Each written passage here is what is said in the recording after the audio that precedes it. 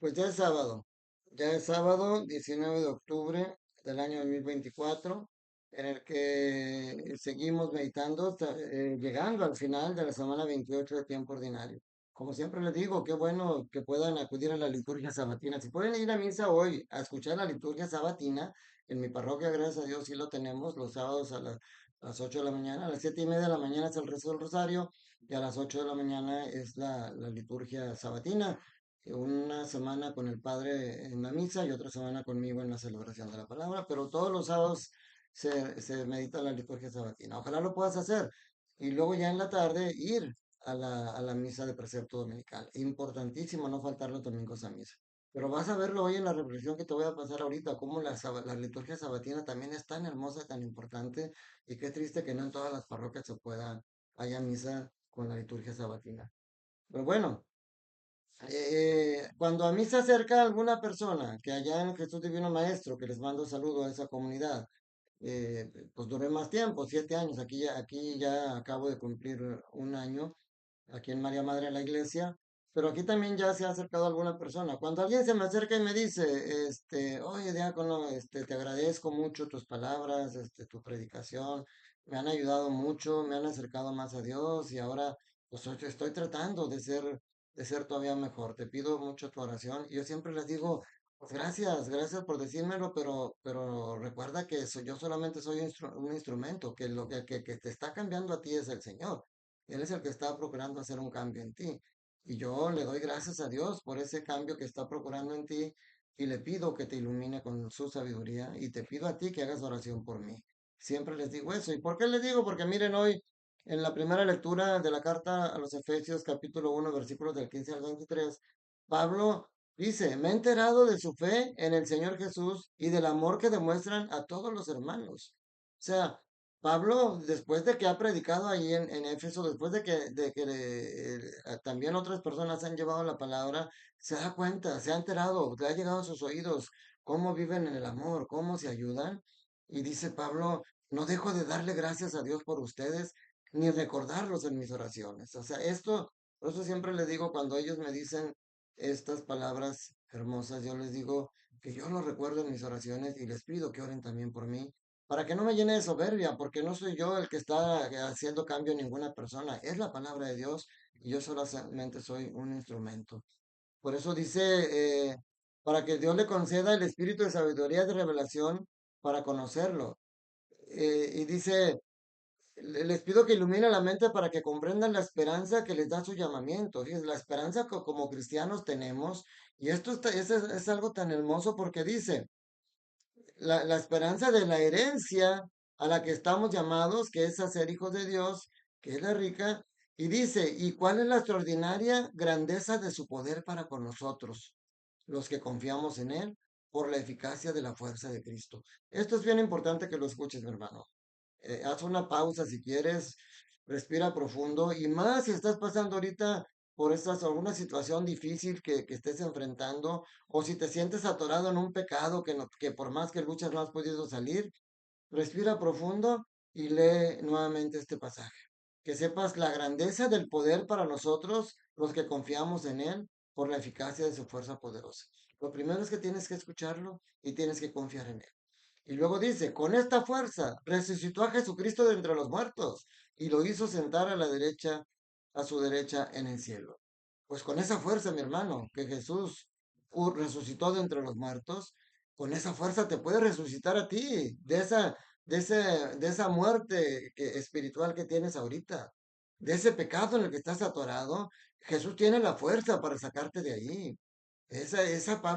Pablo lo resalta. Para los que tenemos esa fe y que confiamos en Cristo, sabemos de su fuerza poderosa y que esa fuerza fue la que resucitó a Jesucristo de entre los muertos y que esa fuerza te va a resucitar a ti de la muerte espiritual.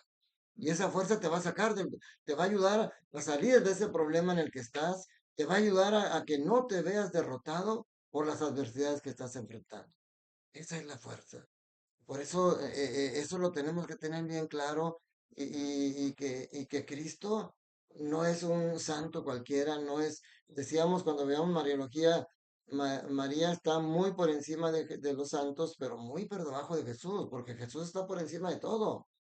Por eso dice San Pablo, todo lo puso bajo sus pies y a él mismo lo constituyó cabeza suprema de la iglesia, que es su cuerpo, y la plenitud del que lo consuma todo en todo. O sea, es la cabeza de la iglesia que somos nosotros. Dime si no somos afortunados, como decíamos en la fiesta de San Lucas. No solamente somos afortunados, no nos lamentemos de no haber vivido en la época de Cristo. A lo mejor ni hubiéramos aguantado la cultura que había en aquel entonces, sobre todo las mujeres, que no eran valoradas.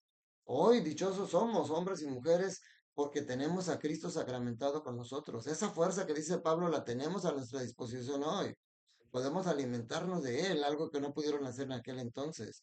Y hoy tú como mujer eres una mujer valorada y amada por Dios y por la iglesia. Entonces, qué importante es eso. Y en Lucas capítulo 12, versículos del 8 al 12, eh, nos habla de dos personas, de dos clases de personas, las que reconocen al Señor Jesús delante de los hombres y las que niegan al Señor Jesús delante de los hombres.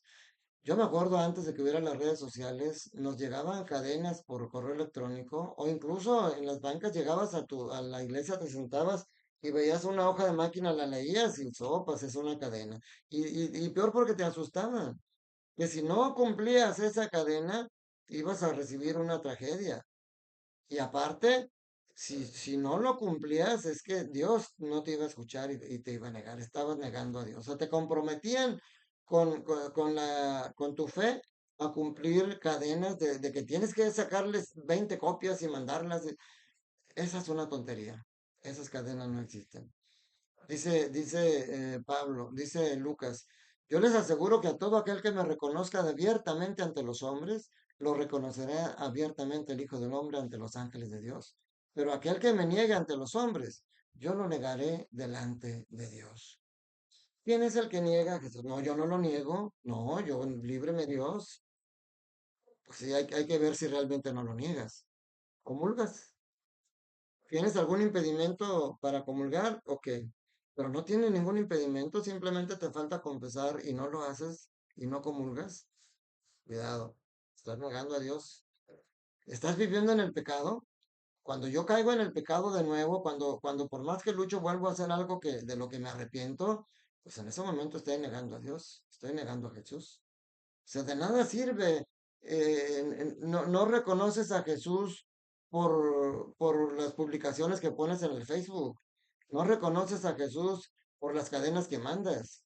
Reconoces a Jesús porque lo amas, porque amas a tu esposa y a tu esposo, porque amas a tus hijos, amas a tus padres. Tú dices que reconoces, que no niegas a Jesús, pero tienes a tus papás abandonados. No los vas a visitar, están enfermos ya, ancianos y no los vas a visitar, es que estoy muy ocupado. ¿Tú crees que ellos no estaban ocupados cuando tú eras un niño? Y cuando tenían que cambiarte los pañales y darte de comer en la boca. Ellos también estaban ocupados, pero se daban tiempo para atenderte y tú dependías de ellos. Y a lo mejor ahorita tus papás dependen de ti, de que vayas a verlos y no los ves. Entonces, aceptar o negar a Jesús no está solamente, por eso Jesús un día dijo, no todo el que me llame Señor, Señor entrará en el reino de los cielos, sino el que cumple la voluntad de mi Padre. Y la voluntad de mi Padre es que vivan en el amor, que vivan en la concordia, que vivan en la paz. Por eso dice Jesús, a todo el que diga una palabra contra el Hijo del Hombre se le perdonará, pero al que blasfeme contra el Espíritu Santo no se le perdonará. Fíjense, Jesús dice, a mí me puedes insultar, pero al Espíritu Santo, porque el Espíritu Santo ha sido derramado en nuestros corazones en forma de amor. El amor de Dios ha sido derramado en nuestros corazones con el Espíritu Santo. Entonces, decir algo en contra del amor o utilizar el amor. ¿Cuántas personas no han llevado? Lamentablemente la historia está llena de suicidios masivos que se han suicidado supuestamente por la fe, por el amor. ¿Cuántas personas no han cometido actos terroristas supuestamente por la fe? O sea, cuidado, eso es blasfemar en contra del Espíritu Santo, porque el Espíritu Santo lo que busca es la paz, lo que busca es el amor. Y luego dice, cuando los lleven ante las sinagogas y los jueces, no se preocupen de cómo van a defender o qué van a decir, porque el Espíritu Santo les enseñará en aquel momento lo que convenga decir. Esto sí es cierto, pero también es cierto que también eso no es así como por arte de magia. Yo recuerdo cuando estudiaba en el diaconado nos decía el padre Vivas, ustedes tienen que prepararse, tienen que leer. Ustedes no pueden decir, no, yo voy a predicar y no voy a leer nada porque el Espíritu Santo me va a iluminar. No, mis hermanos, primero tienes que prepararte. Mira, mucha gente me dice que, digo, para gloria de Dios, que les gusta, les gusta escucharme porque los ayudo en las homilías y que les gusta, pero que les gusta más cuando me ven en vivo en la iglesia. Y le digo, claro, porque aquí yo me preparo y el Espíritu Santo me ilumina para decirles lo que tienen que saber. Pero es diferente porque en el templo están las personas ahí. Y hay personas con diferentes necesidades que estamos unidos físicamente. Y el Espíritu Santo está viendo la necesidad. Yo siempre les digo, si ustedes escuchan la predicación que subo a internet, y luego si me tocó predicar ese día en el templo, escuchen la predicación del templo y van a ver diferencias. ¿Por qué? Porque en el templo digo cosas que yo no pensaba decir, digo cosas que yo no había preparado, porque el Espíritu Santo me mueve porque alguien que está en el templo necesita escuchar eso. Y se lo digo porque una ocasión estaba en la misa una familia que llevaban las cenizas de su papá y yo en ese momento ni había pensado hablar de eso, pero les hablé de la importancia de tener en el amor a las personas en nuestro corazón, de no basarnos solamente en lo físico, de que las cenizas son solamente el resto de la persona, pero que la persona realmente no va en las cenizas, la persona está en tu corazón, todo el amor que tú tienes está allí. Eso ni venía al caso a lo mejor en las lecturas, pero salió. Y cuando salí de la misa, las personas estaban tomando fotos afuera y me hablaron y me dijeron, una señora me dijo, padre, diácono, eso que usted dijo ahorita me iluminó mucho. Yo tenía muchas dudas con respecto a las cenizas. Yo las quería tener en la casa porque quería tener a mi papá ahí cerca en mi casa. Pero lo que usted dice es muy cierto. A mi papá lo tengo aquí y en esas cenizas, en esa caja no está él. Fíjense, yo no lo pensaba decir, pero salió. Entonces, realmente esto que dice aquí es cierto. El Espíritu Santo nos va a iluminar para poder escoger palabras, pero tenemos que prepararnos. No podemos dejarle toda la chamba al Espíritu Santo. Nosotros, porque nuestra salvación sí es por obra y gracia de Dios, pero depende de nuestra decisión, de aceptarla al Señor Jesús y de poner por obra toda la enseñanza del Señor Jesús. Eso es lo que nos va a llevar a la salvación. No te olvides de ir a misa mañana domingo. Si puedes ir hoy, qué bueno, pero si no mañana. Es importante que escuches videos en estos medios, que estos medios sirvan, como decía San Juan Pablo II, de la nueva evangelización. O sea, usar estos medios para la evangelización, pero no hay nada como escuchar cara a cara al Señor en el templo. Él te está esperando con los brazos abiertos. Te ama tanto que quisiera que estés siempre a su lado y quisiera estar platicando constantemente contigo. Por eso es tan importante la oración. Y por eso yo te doy la bendición para que el Señor te ilumine y te atraiga hacia Él. Y sobre todo para que tú seas dócil y te dejes acercar a Él. Que la bendición de Dios Todopoderoso, Padre, Hijo y Espíritu Santo, descienda sobre ustedes, sus familias, trabajos, escuelas y permanezca para siempre. Te mando un fuerte abrazo y un saludo para ti y tu familia. Gracias por tu compañía, gracias por tu oración, gracias por tus comentarios.